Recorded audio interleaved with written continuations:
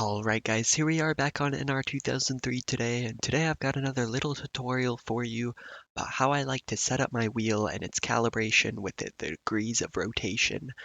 Now, like I've said before in some of these videos, if you're an NR2003 expert, this may not apply to you, or you may already think this is obvious, but for me, this is just what I prefer to run, and I think it's a good beginner setup. So I'll go ahead and show you guys what I'm talking about, and tell you why I prefer 360 degrees of rotation on my wheel. Now what I have here is a Thrustmaster T150, which actually comes with 900 degrees of rotation, so I'm actually limiting the degrees of rotation that my wheel is able to utilize, but this works much better in NR2003 than utilizing the full rotation of the wheel, and I'll show you what I'm talking about right now. The way that you want to set this up is by going to the options on the main menu and then clicking Calibrate by the controller options on the first panel. It's going to let you move all your controller axes to the fullest extent, then recenter and press OK.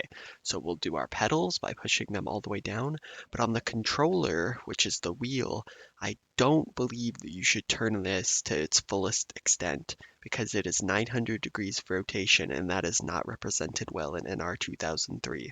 So my wheel is straight in its normal position right here. I'm just going to turn it 180 degrees each way to where the bottom of the wheel is facing straight up.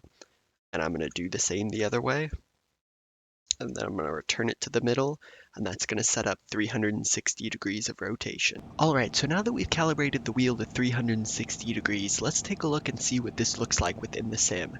As I turn my wheel to the left, with the side of my wheel straight up at 90 degrees, you can see that the wheel on the screen is also straight up at 90 degrees. Same thing when I turn to the left.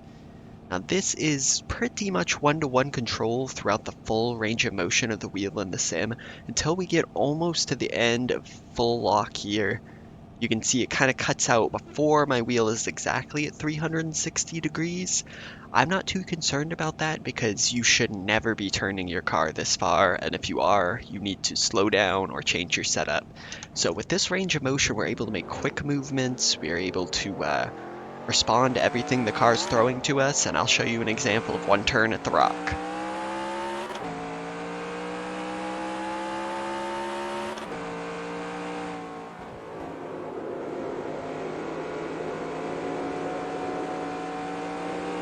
So you may be asking yourself, what is the difference between 360 and 900 degrees of rotation? Well, now that I've calibrated my wheel to its full extent, I turned it all the way one way and all the way the other in the controller manager. This is what we get when we turn our wheel. The wheel is sideways now, 90 degrees, with the side of my wheel facing straight up, and you can see that the wheel on the screen only moved maybe about 40 degrees. If I turn my wheel all the way down to 180 degrees with the bottom of the wheel facing up, the wheel hasn't even turned 90 degrees on the screen. This is an issue because it is going to be very hard to turn the car, and if you're like anything like me and you've got noodle arms, you do not want to be working your wheel this much for hundreds of laps.